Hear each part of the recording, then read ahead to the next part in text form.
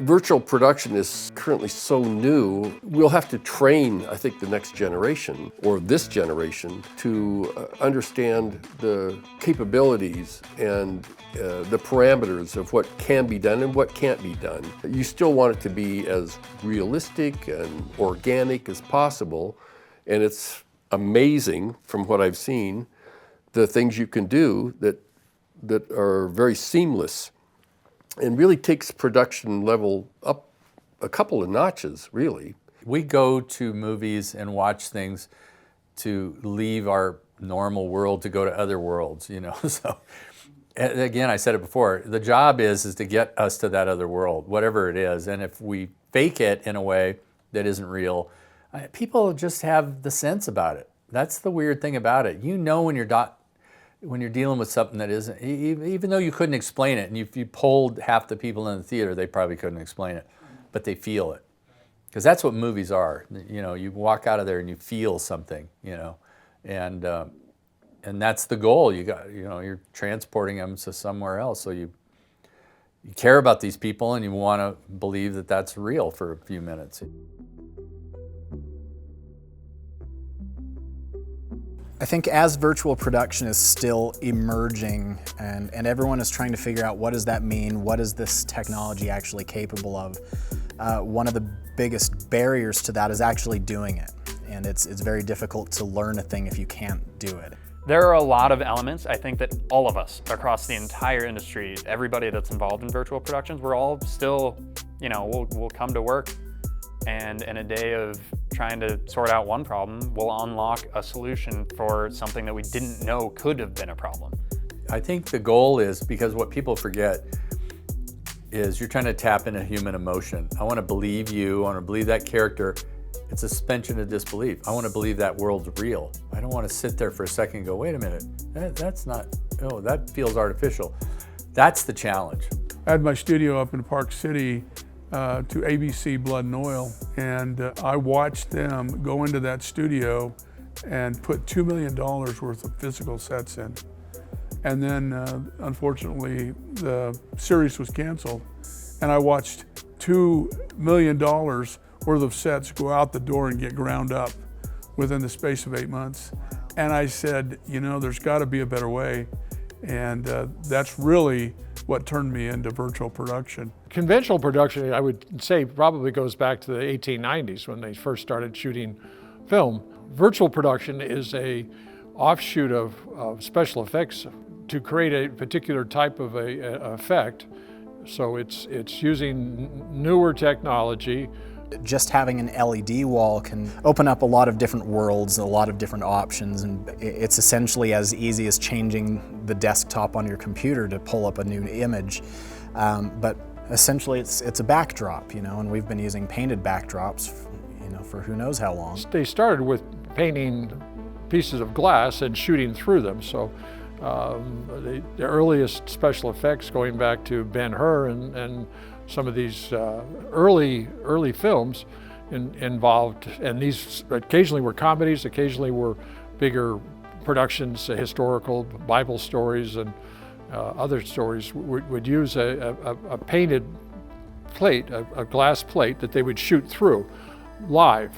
And so there is a little bit of what we call live virtual production that is antiquated. You can have a simple static backdrop that would be basically an electronic version of a painted environment. And what I think most people are excited about is this idea of being able to have these dynamic live environments that actually change perspective as you're moving the camera.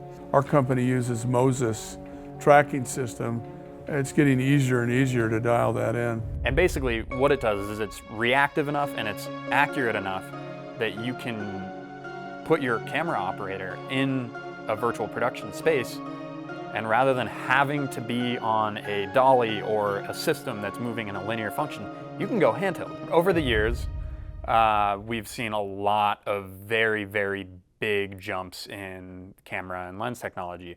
At the need of the higher end world, companies had started to include lens data, certain levels of metadata from the camera that you're able to give directly to your post team, whether it's Zeiss with their extended data, Cook eye data, or ARRI LDS. you're able to tap into all of those things that were being recorded, mostly for VFX heavy post-production, but export them in real time so that your render on the wall is able to look exactly the way that it would in the real world to the camera. So your level of blur relative to where your focal plane is and what aperture you're at becomes accurate.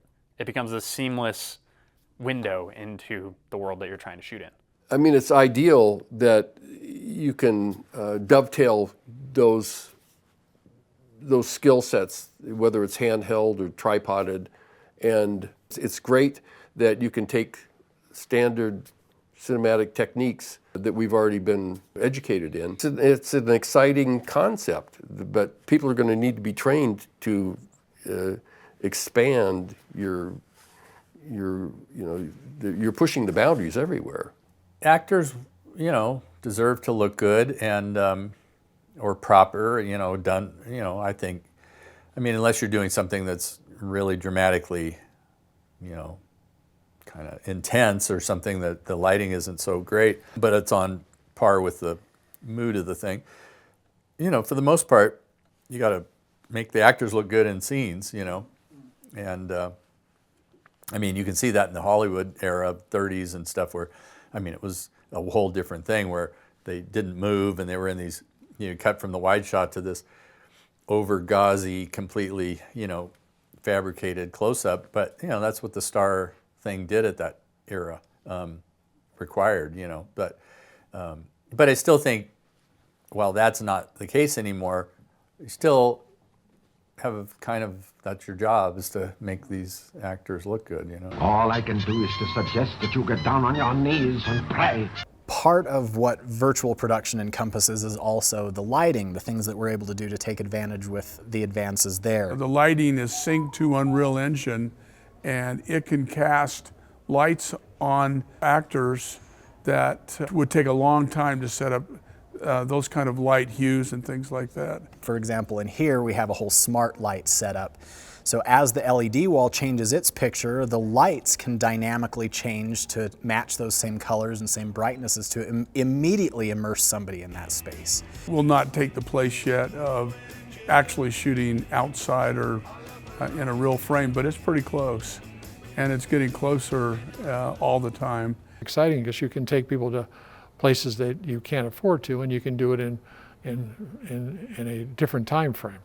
But does that mean that it looks the same as it would look if you shot it on location? And if you're on other planets, that's pretty expensive. So you're better off, saying, okay, what's my options? How do I achieve that look? To me, it makes it more like a sandbox. You can iterate ideas very, very rapidly and try things out, and that's part of the creative process often. We had a customer who needed to shoot at an airport during the holiday season, which is extremely difficult to pull off and extremely expensive, because if you think about lockups at an airport during peak travel season, that doesn't work. What they were able to do is take plates and generate a background literally from a still image that had realistic parallax and make it look like they were actually shooting at the airport. And that was able to be done in the course of 3 days, 2 prep days, 1 shoot day. Being able to work at that speed opens up the possibility for everybody in the pipeline to do a better job and to be more creative. And the creativity is less focused on problem solving and more focused on telling interesting stories or, showing beautiful pictures. Since my work is mostly TV series and people and, real locations or on a set or whatever, I have a hard time putting it together without an actual scenario, because, like, if I were to shoot the wide shot of the house or something inside, like the living room, family room, or whatever, I mean, you're going to then put people in on top of that, then that's where it gets funky. Just to shoot in a room, to not go to that room, and I get it, it's a location move, or you got to build a set, and I understand the economics of it. So it's just a tough challenge to see whether the economics are going to rule or the artistry will rule. I mean, what I'd love to see is you know, portable volume walls that, like if you have a front door or something, or you know, that you could open up and just get a little more reality than just like a backdrop, or you know, what's outside of a window, or you know, anything that gets us more towards believability, I'm all for. Traditionally, when you're shooting green screen and so forth, a whole lot of what your final image is left up to your imagination, your crew's imagination, etc. Now, the thing with virtual production with the LED wall is you have the ability to create what we call set extensions. And so that is, you build a physical set, or you incorporate physical props or set decoration, and you have your background on your LED wall or green screen, and it is legitimately an extension of that environment that you've built. And you're able to make it seamless enough that on set, you know, your DP, your director, your actors, etc., feel like they are actually in that location capturing a real image. In the early days, we were using green screens, and the actors at the time would not be able to determine what's behind without looking at a monitor or something like that. Now with the advent of LED walls, you've got a reference and you can act to that reference. For actors, you know, there's sort of those stories of George Lucas doing Star Wars Episode 1 and the actors looking around and it's just a bunch of green and going, do you know what we're supposed to be looking at? I don't know. And George mumbled something about, oh, there's a T-30 starfighter over here. And the bottom line is with green screen and blue screen, the actors end up having to expend more energy trying to imagine what they're supposed to be reacting to and imagine what things are supposed to look like, which means that everybody else has their own version of what's going to be out there, which means performances aren't nearly as unified. It also allows us to do things, if we're just on a green screen, just on a blue screen, and we're imagining, a lot of those things have to be fixed in post, and that's how people will brush them off. They'll go, the VFX guys will figure it out. And then the VFX guys get the footage and they go, oh, what did you guys do to us? And their entire job becomes problem solving instead of creating art. So when we're able to do these things live, even if we're also utilizing an extensive post-production workflow where we intend to replace what we captured on the LED wall, we're still unifying that vision. We're still verifying that the shot actually works, that this structure fits in the shot. And the camera operator, the DP, will shoot a shot differently when he can see that's how it should be framed. Whereas with just a green screen, you just take your best guess and hope that the VFX guys can fix it. And we'll all kind of have to like really make sure that our phones are off. Take two. The other very, very fun recent project that we got to do was with a local company called TACAS. Extreme reliability demanded by the first to fight. And they had the need to showcase a product in 4 or 5 locations that traditionally would have had to be shot all across the entire world. They were able to book, I want to say it was 3 or 4 prep days for us to get their environments locked in, up and running, get their camera all mounted and set up with the tracking system, and then they knocked them all out in a single day, you know, without having to travel to Africa, without having to travel to South America. It was all here in-house. It looked incredible. We had fun.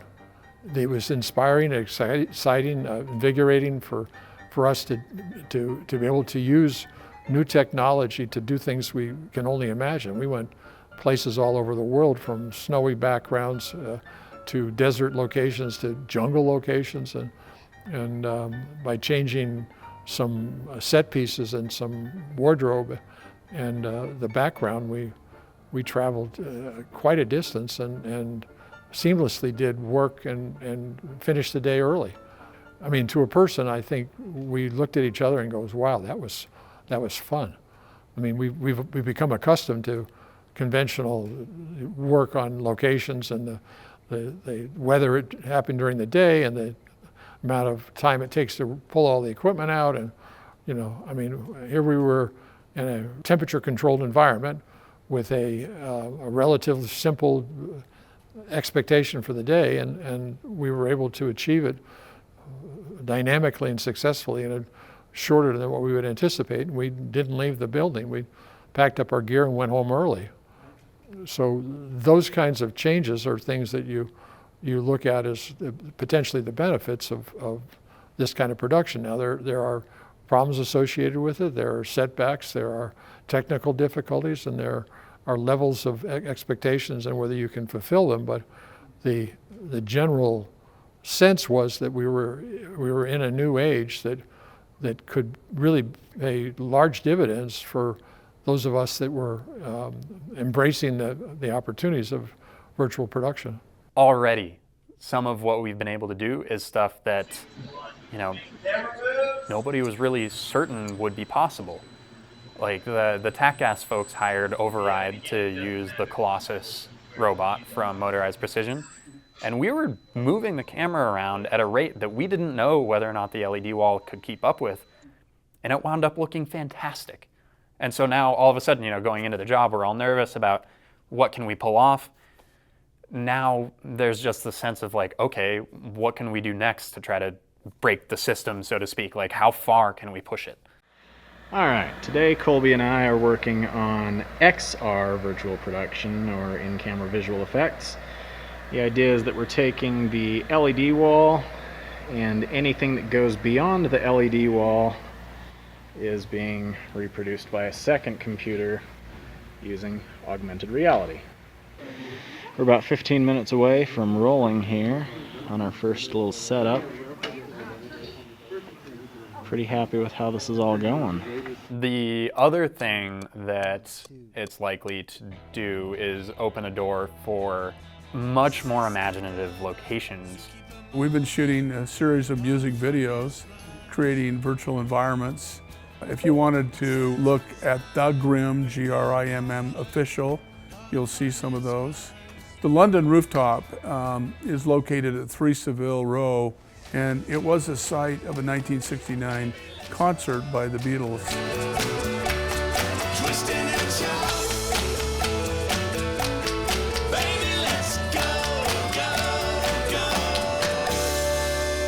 Which the rooftop no longer exists because they tore it down because too many people were trying to climb up and give their own concert. We got some old 150-year-old plans, and we essentially recreated what that rooftop looked like on the top of that building, not for any specific reason other than to recreate that. And that's what we've done. It took a long time because we were looking at architectural drawings that were in the public domain and other public domain type things. And we got some drawings from architect planning over 100 years ago, and it was a very arduous, painstaking time to do that. And it's been worth every bit of it. A lot of indie films, the storyline is driven by what locations they have access to. When you're writing a script, a lot of it is, okay, well, we're in city X. We need to shoot everything in city X. And really, there are all kinds of creative, imaginative things you can now do that were, not even in the realm of possibilities in the past. I think there's just, with any new technology, always fear and misunderstanding, and until it becomes the norm, it's always open for who knows what anybody's ideas are about it until you're actually there and it settles in. It's going to settle in, and I don't know exactly what it'll settle into, so it's hard to know, but I don't think you'll ever lose genuine craftspeople. It's a combination between a person with a vision and then all the initial individual technicians that are critical to helping this come together. Technical expertise is always the most important thing. I mean, technical is really what we are. We're technicians. We have an artistic director and a producer and various people along the way, the DP. But beyond that, all the other positions are pretty much technical. An art director, production designer, costume designer, they're all providing technical expertise. What virtual production is not going to do is say anybody who has any old skill set that's unrelated, you're not going to be able to just jump in. But what it will do is it will improve the available tool sets for those people who have built their careers and are, trying to strive to do better work and gain themselves, a higher degree of control. It'll just improve the quality of the work that we're all able to do on varying scales. There's a lot of new techniques, a lot of new hardware, a lot of new software, an entirely new language. You have to learn words like frustum, and unless you're a mathematics expert, you probably haven't even heard the word frustum. You say frustum, I barely even know them. And it's just this whole new world to tackle, and we've been tackling it. And so that's one of the better ways to get into it, is to reach out to people who have some experience there. Here we've been trying to build an environment that doesn't replace the creative jobs. We're not trying to create tools that replace the gaffer and the DP and all of that. We're trying to create tools for them so that they can approach it, so that they don't have to have the technical knowledge and know this entirely new language and know how to program in C++. We want filmmakers and content creators and people working on marketing. We want them to feel very comfortable to walk into a space like this and know that they don't have to worry about that. They can focus on the story. With the addition of the virtual stage and the large LED wall, and now our express stage with our small LED wall, we've seen an enormous amount of excitement from our customer base. It's very much still in the early stages where excitement is high, momentum is building. Not everybody is fully familiar with what they're able to do and what they should consider doing, etc. But overall, it's been really, really exciting to see the excitement on people's faces when they start to come into the realization of what is possible. In our new space, we are introducing virtual technology in a small, much less expensive, eminently achievable production in an inexpensive space. So relatively speaking, we're saying that this can be achieved at a less expensive cost, and it is a potential way to gain entry level into it with an understanding of what you can achieve on a bigger wall in a bigger space with more complex elements. But our intent from a business point of view is to say, if there's an interest in this, we should offer a product that really takes advantage of the entry-level people and the potential for them becoming a higher-end customer as we both learn as a facility, and they learn how to use the equipment and the technology as a user. Specifically for Utah, we've had a big focus on making this as approachable as possible and trying to straighten out as many of the kinks as we can and make it very affordable. That's the other part, is we have a lot of marketing that's done in Utah. We are a local transportation hub, and so we have a lot of corporate videos that are done. So we're trying to make these options available no matter the scale that you want to accomplish. One of the very common pieces of rhetoric within the Utah film industry is always that we're this island and we need to be completely self-sustained, dependent on ourselves. And the highest degree of that we can achieve is fantastic. However, it would be remiss of us all if we didn't look at the fact that we're part of a nationwide and even global industry, and we have people coming here from all over the world to shoot. We do have a lot of resources: Los Angeles, Georgia, Vancouver, New York, a lot of these places that are doing virtual production at an incredibly high level, and they come with an incredibly high price tag. And so especially smaller markets and regional markets have far fewer opportunities to take advantage of this and start learning how to use it, start figuring out how this adds value to their pipeline. From local productions to, Los Angeles or New York-based productions to productions from Germany, Canada, etc., wherever. It really is just another avenue for us to attract business and increase the amount of job opportunities that exist for us in the film and television industry here. Savannah, Georgia just built a giant stage, you know, so everybody that sees the benefit of having, you know, a strong production base in their city, they'll allocate the money for it and create it.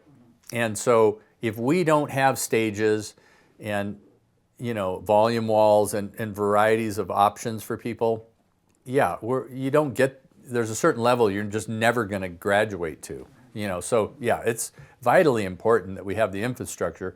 It's just a challenge to keep that infrastructure alive during the ebbs and flows of, you know, production. That does, sometimes it's booming, sometimes there's 3 or 4 things happening at once and you almost can't find crew. We're not indicative of our state, but we try to, in our space and our relationships with our producers and DPs, we try to provide what we think is as close to state of the art as we can, because we can see it changing around us. We want to be vital, and we want to be a point at which people follow. And making sure that Utah is, you know, up to speed and at the forefront of this implementation of technology, is it adds another tool and another piece of infrastructure to the package. For young filmmakers, I definitely think this is going to be a big part of the future of filmmaking. We're making a very big effort to start working with film students to give them opportunities to start working with this, and independent filmmakers and small-scale marketing groups. I think it's important to get a crew base in Utah from our schools and from education that are able to make a living here and stay here. And I personally just feel very strongly that that's a very important piece of this puzzle. I don't withhold secret knowledge of any of this. I basically will spout off how to do these things to anyone who will listen, because I want to build that team out and build that workforce out who is able to help in that, because I do really think that long term this is going to be a big part of production. Hand in hand with us building this business model, Redman Movies and Park City Film Studios Virtual, have been in touch with local educational institutions. Salt Lake Community College, now Southern Utah University is building a new program. From the very early start, when Park City Film Studios first came out of the ground, we had deep ties with education, and then subsequently sold the physical facilities, and I've focused in virtual and technology now. We've got a great culture here, and I think it's wonderful to be able to let the world know what that is. And so I'm very much pro-education and uplifting media. That's really my thing that I love, and you'll never regret it by investing in your children. And where, you know, the pipeline for skilled, educated workers and creatives has to be built. And so we're trying very, very hard to make sure that hand in hand with us building this business model, we're also building a pipeline for all of the personnel that are needed to support it. Certain schools are doing the same thing. They're leaders in presenting a program and a curriculum and equipment to mirror kind of what we're doing. And we're realizing that it's so critical that the interaction between a commercial facility like ourselves and the film programs of the Salt Lake Community College and the Southern Utah University, which are now building production facilities with LED walls, and a lot of the technology backup are coinciding their efforts so that we're paralleling each other, and it's going to help our market grow in a way that other markets may not.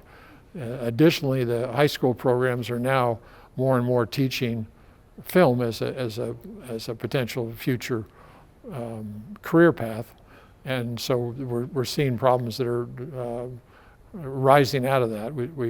We've seen for years SpyHop and some of the other organizations develop curriculum that was available to schools. SpyHop was the one that first did it, and they were offering their curriculum to schools to help train teachers, so that teachers in high school without a formal degree in production would have a curriculum that would be available to them to help their students. But now more and more we're seeing edicts from the Department of Education and the Board of Education and both locally and statewide, that all schools should have a film program. Where this comes out of, I don't know. It's certain curriculum like history and other things you have, or should be different sciences should be taught, but to suggest that all schools should have a film program is like a whole new way of thinking. And so it offers the momentum if we can create a big enough bubble at the top of the food chain to grow the industry at the highest levels, and then it filters down to the student learning and student graduation rates at a lower level. For anybody who's interested in learning about virtual production, who's maybe not a part of the film industry yet, is looking for an avenue in, don't discount the rest of the film industry. Don't focus solely on Unreal 5. Don't focus solely on camera tracking. All of the pillars of traditional filmmaking do still apply. You need to understand how lighting works in the real world in order to effectively match what image you're putting on the LED wall. You still need to understand how a camera works. You still need to understand all of these things to be truly effective. Now, in the same breath, this is a component. So do not feel for 1 second like you have to be a virtual production expert in order to have a successful career. There's a lot of different roles, a lot of different jobs, a lot of different tasks that need to be done under the umbrella of virtual production. But all of them will benefit from having a basic knowledge of the core tool of what we're using for most of this, which is going to be Unreal Engine, 3D, having a core understanding of that, and then trying to balance that with maybe a subspecialty that if you can learn camera optics, visual effects, lighting, all of these things tie back into it. But the first and foremost, I'd say, is Unreal Engine. If your interest is in virtual production, you can reach out to Salt Lake Community College, you can reach out to Southern Utah University, you can reach out to us. All of us in this industry are here as resources. We are here to help the community that we're a part of. Be serious about it. The biggest word I can offer is be serious about it. This is not a subject to just pretend like you want to be involved in. You have long years of commitment to potentially get anywhere. The 10,000 hours theory, and I don't know if you're familiar with that, but the idea that it takes 10,000 hours to really learn any new career path or any new subject that you really want to commit yourself to, and you just have to spend the time. You gain something from that cumulative number of hours. It's a full-on 150% dedication if you really want to excel in this industry. And there's different levels of excelling, so it's hard to say. You've got to be a fighter. You've got to figure out a way to get over that wall, because they're not going to let you in. Just say, hey, here. I just don't see that drive in people, like a lot of it. I mean, there's a few, and maybe that's the way it goes, There's only a few in any industry or ever that really has the drive to take on this massive thing working in the industry, because it's fraught with lots of tough things that you have to go through. You have to commit yourself. You have to be serious about it, because so many people come in and they think they want to be involved, and they give it a little bit of benefit and spend a little bit of time, and they wonder why they don't go anywhere. Well, that's the biggest thing, is it's just going to take time, and you're just not going to do it. Now there's always outliers that have very big early success, and it's not without a good story here and there concerning that. But the rest of us, it's a big commitment. You kind of make a choice that you're going to continue with this, and there can be difficult times, and yes, people change their mind, and that's fine too. But to really achieve what I call happiness in your career path is is to do it long enough that you appreciate every day and you appreciate the choice you made years ago. Try it out, kick the tires, engage, because you'll never turn back. And it's the wave of the future. AI, virtual technology, wave of the future. Greg had an idea, a vision, way before the blood and oil thing. He wanted to do virtual production. He saw it for a show called Pan Am on TV that Universal was doing, and he acquired the equipment to do that. And his idea was one of the 3 stages at the Park City Studios that he had helped design and wanted to build and helped start the financing of. I mean, he put all of his life into this. He put all of his dreams into this, to have one of the 3 stages be a virtual production center that would validate his vision. And so much the same as Greg did then, I'm still working with Greg, and we're trying to do this. He's a person that has not given up on his dream, and he's constantly trying to find a way to put this together and make it happen, because he's caught the bug and he can see the future. Well, this only happens if we have people like him that are willing to commit themselves and to put their heart and money behind, resources behind this kind of transition. So he's a visionary. He's a person that should be respected and loved for his caring about what he wants to do and his continuing commitment. So some of the technicians that he's aligned himself with, that he's helped train, he's helped provide resources so they can be trained, are all part of a commitment of a larger group. And when those people, enough of them get together, there's a nexus that essentially pushes forward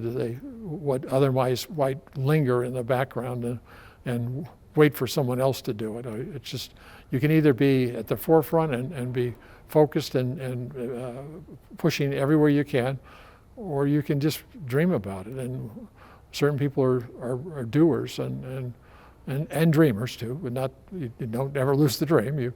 But you step by step, you're actually creating the infrastructure, the foundation for an industry. So we're very much still in the early stages where, you know, it's the exciting, everything's a new discovery phase.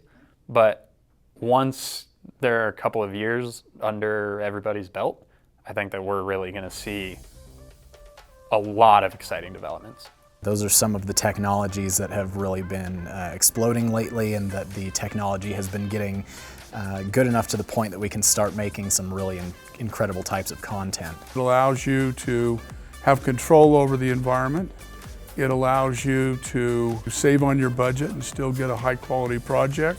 And there's so many now virtual sets out there that you can get a hold of that, you know, for those that are budget minded, it's probably a good way to go. I'd still get excited by the jobs. Kind of a little more. The technology is great. Alexa 35 is a new piece of technology, so that's really exciting because it'll allow me to do more with less. And then you can spend more time doing other things, getting more shots, more setups. So that's exciting because your day is always controlled by the amount of things you have to do and the limited amount of time you have. And the more gear and people you got to manage and move around, harder it is. So I think it's going to create a whole new industry, literally, for some of the local production companies. And again, it's a new way of telling some stories that has not been available before. And it's an exciting time. I'm looking forward to the first opportunity I might have. I have no idea what that would be, but I'm looking forward to using the local facilities. If you have any other questions that we haven't addressed, feel free to call this number, 1-800. But let us know. Give us some feedback, and we'll try to WhiteRabbitProductions.com or through our combined decades of experience, we'll try to address any questions you might have.